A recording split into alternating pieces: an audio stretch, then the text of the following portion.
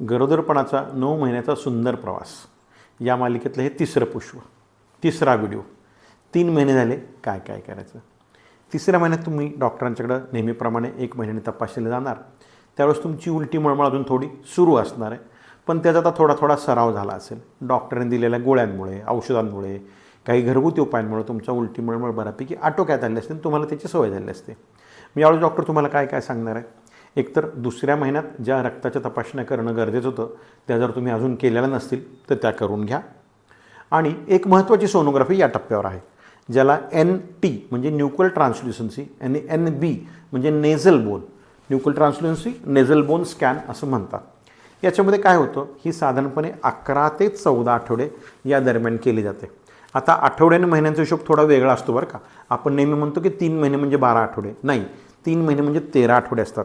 त्यामुळे तुम्हाला 9 महिन्यांनी 9 दिवस होतात, त्यावेळेस 36 आठवडे गरोदरपणाचे नसतात, तर 9 महिन्याचे 39 आणि वरच्या 1 आठवड्याचा 40 असे तुमचे गरोदरपणाचा पूर्ण कालावधी हा 40 आठवड्यांचा असतो, शेवटच्या पाळीच्या पहिल्या तारखेपासून.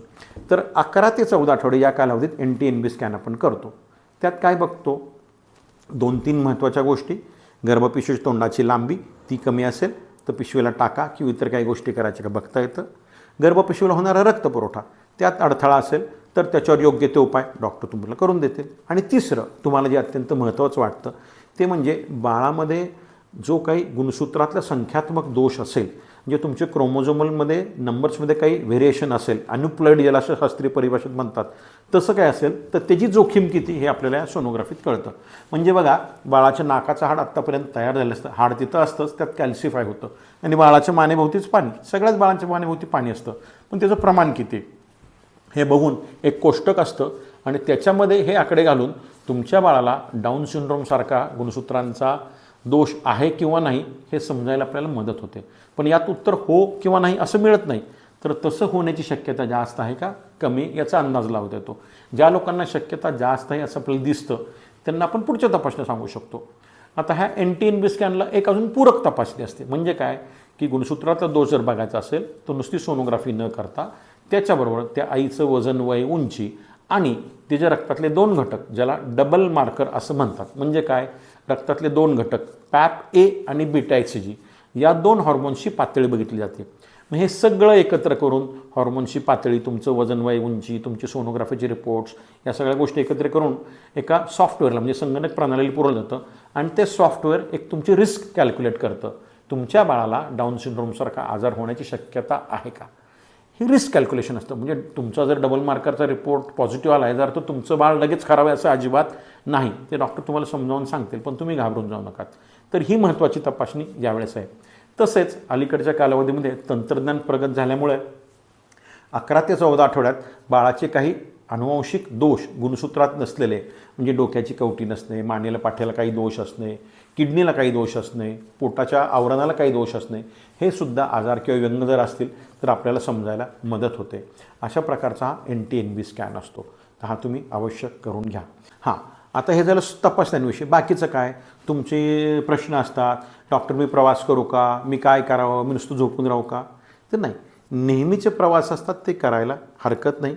खूप लांबचे प्रवास टाळा, खूप शारीरिक श्रमाची कामं टाळा.